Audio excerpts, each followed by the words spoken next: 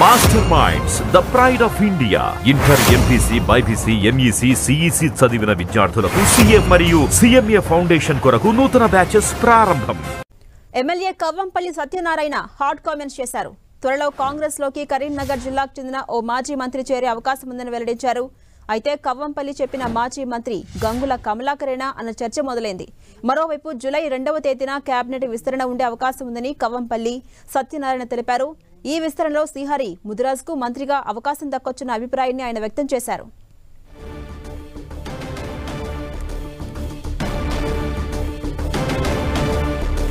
MLA Kavvampalli Satyanarayana hot comments చేశారు. త్వరలో కాంగ్రెస్ లోకి కరీంనగర్ జిల్లాకు చెందిన ఓ మాజీ మంత్రి చేరే అవకాశం ఉందని వెల్లడించారు.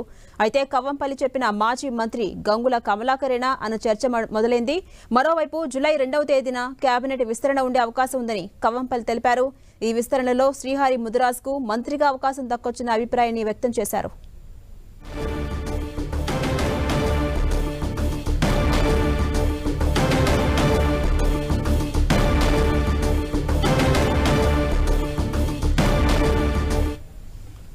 ఇదే అంశంపై మరింత సమాచారం మా ప్రతినిధి ప్రతాప్ అందిస్తారు. ప్రతాప్, జాన్సన్ కాసేపు క్రితము కవ్వంపల్లి సత్యనారాయణ ఎమ్మెల్యే, కాంగ్రెస్ ఎమ్మెల్యే కవ్వంపల్లి సత్యనారాయణ మీడియాతో చిట్ చాట్ చేయడం జరిగింది. అయితే ఈ సందర్భంగా కూడా కొన్ని కీలకమైన అంశాలకు సంబంధించి కూడా ప్రస్తావించడం జరిగింది. ప్రజెంట్ కాంగ్రెస్ పార్టీ ఆపరేషన్ 2.0 ఏదైతే ఏర్పాటు చేసిందో దానికి సంబంధించి కూడా మొత్తం ఆపరేషన్ ఆకర్ష్లో భాగంగా ఎమ్మెల్యేలంతా కూడా చేర్చుకుంటున్న పరిస్థితి కనబడుతోంది. కాబట్టి ముఖ్యంగా బీఆర్ఎస్కు సంబంధించి ఎమ్మెల్యేలను అందరినీ కారు దిగి ఖాళీ చేసి కాంగ్రెస్ పార్టీలోకి చేర్చుకునేలాగా కూడా వ్యూహం రచిస్తున్నారని కూడా ఒక ప్రచారం జరుగుతుంది. దీనికి సంబంధించి కూడా కవ్వంపల్లి సత్యనారాయణ కూడా మాట్లాడుతూ ఖచ్చితంగా బీఆర్ఎస్ సంబంధించి ఎమ్మెల్యేలు ఎవరు కూడా ఉండేందుకు ఆ పార్టీలో అక్కడ సిద్ధంగా లేరు, అందరూ కూడా కాంగ్రెస్ పార్టీలో వచ్చేందుకు కూడా ఇక్కడ సుముఖంగా ఉంటారు. ఎందుకంటే కాంగ్రెస్ పార్టీలో చాలా డెమోక్రటిక్గా ఉంటుంది కాబట్టి ఖచ్చితంగా కాంగ్రెస్ పార్టీలోకి రావడానికి ప్రతి ఒక్కరు కూడా చాలా ఇంట్రెస్ట్ చూపిస్తారంటూ కూడా ఎమ్మెల్యే మాట్లాడడం జరిగింది. వీటితో పాటు ముఖ్యంగా ఇక్కడ మిగతా ఏ జిల్లాకు సంబంధించిన కూడా కొంతమంది ఎమ్మెల్యేలు చేరుతున్నప్పటికీ కూడా ముఖ్యంగా కరీంనగర్ జిల్లాకు సంబంధించి కూడా ఒక ఇంట్రెస్టింగ్ పాయింట్ అయితే కూడా చెప్పడం జరిగింది. మాజీ మంత్రి కరీంనగర్ ఎమ్మెల్యే గంగుల కమలాకర్ కూడా కాంగ్రెస్ పార్టీలో చేరుతారనే ఒక ఊహాగానాలు కూడా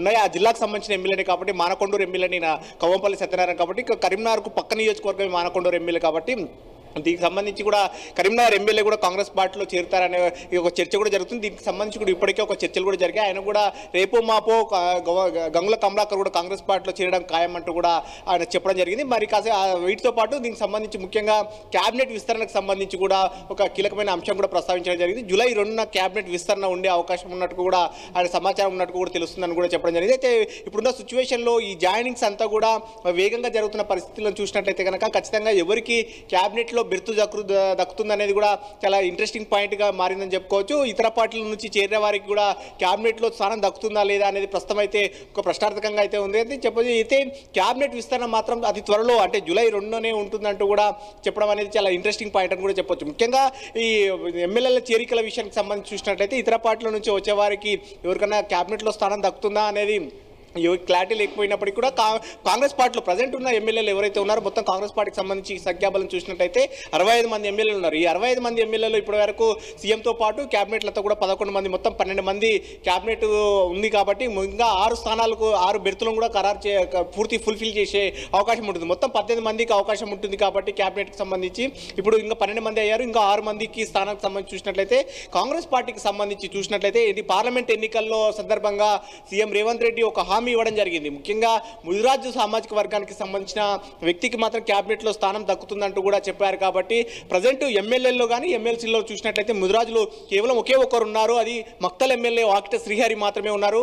ఆ శ్రీహరి ముదిరాజు ఒక్కరే ఉన్నారు. కాబట్టి ఆయనకు క్యాబినెట్లో స్థానం దక్కడం దాదాపు ఖాయమంటూ కూడా ఆయన చెప్పడం జరిగింది. ముఖ్యంగా ఈ అంశానికి సంబంధించి చూసినట్లయితే కాంగ్రెస్ పార్టీలో ఏకైక వ్యక్తి అంటే ఇప్పుడు ఉన్న సిచ్యువేషన్లో 6గురిలో ఒకరికి మాత్రం కన్ఫర్మ్ అయింది. మిగతా 5 స్థానాలు ఎవరికి ఉంటాయనేది కూడా చూడాల్సి ఉంటుంది అన్నట్టుగా కూడా చెప్పడం జరిగింది. సో మొత్తం మీద ఈ ఎవరెవరికి స్థానాలకు మంత్రివర్గం అనేది కూడా ఒక క్యూరియాసిటీ అయితే నెలకొందని చెప్పుకోవచ్చు. జూలై 2నే క్యాబినెట్ విస్తరణని ఒక బాంబు అయితే పిలిచారు. కాబట్టి కేవలం ఒక 10 రోజులు మాత్రమే సమయం ఉంది.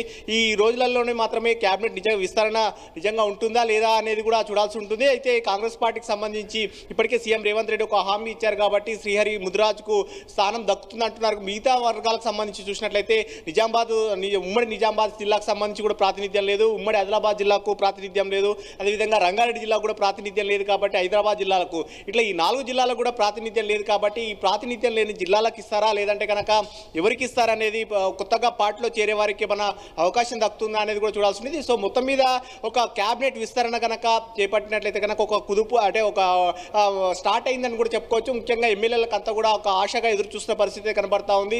ఎవరెవరికి అదృష్టం వరిస్తుంది అనేది కూడా చూడాల్సి ఉంటుంది. సో మొత్తం మీద ఈ క్యాబినెట్ విస్తరణ అనేది ఒక వారం 10 రోజుల్లో ఉంటుందని కూడా చెప్పారు. కాబట్టి ఎవరెవరు ఉంటారు, కాంగ్రెస్ పార్టీలో ఉన్న ఎమ్మెల్యేలకి దక్కుతుందా లేదంటే ఇతర పార్టీల ఎమ్మెల్యేలకి దక్కుతుందా అనేది కూడా ఈ వారం 10 రోజుల్లో క్లారిఫై వచ్చే అవకాశం ఉంటుంది.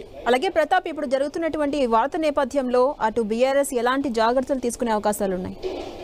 సహజంగా ఇప్పుడు దీనికి సంబంధించి చూసినట్టయితే ఒకవైపు బీఆర్ఎస్ పార్టీ కూడా చాలా సీరియస్గా తీసుకుందని చెప్పుకోవచ్చు. పార్టీ ఫిరాయింపులకు సంబంధించి కూడా ఎవరెవరైతే ఎమ్మెల్యేలు పార్టీలో చేరుతున్నారో దానికి సంబంధించి కూడా హైకోర్టులో కేసులు కూడా వేస్తుంది. పార్టీ ఫిరాయింపు కింద వారిని అనర్హత వేటు వేయాలని చెప్పి ఒకవైపు కోర్టులో కేసు వేస్తుంది, మరోవైపు స్పీకర్ కూడా ఫిర్యాదు చేస్తున్న పరిస్థితి. కాబట్టి ఫర్దర్ స్టెప్గా సంబంధించి చూసినట్లయితే ఎమ్మెల్యేలకు సంబంధించి కూడా దీనిపైన కూడా సీరియస్గా యాక్షన్ ఉండే అవకాశం ఉన్నట్టు కూడా తెలుస్తుంది. Right, thank you Pratap.